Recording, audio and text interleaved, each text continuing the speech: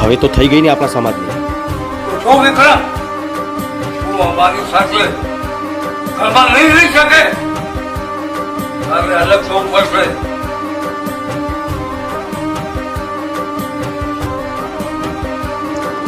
અને હા વિક્રમ, એટલું પણ સમજી લેજે કે તમારા બે જણનો વંશ વેલો તો આગળ નહીં જ વધવા દો, કેમ કે સમાજ ઉપર ખોટી અસર પડે ને. હે ભાઈ?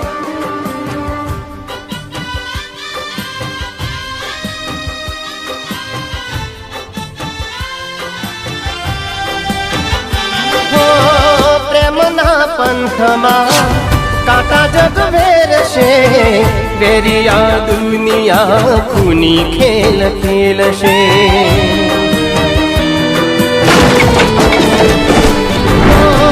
પ્રેમના પંથમાં કાંટા જગ વેરશે,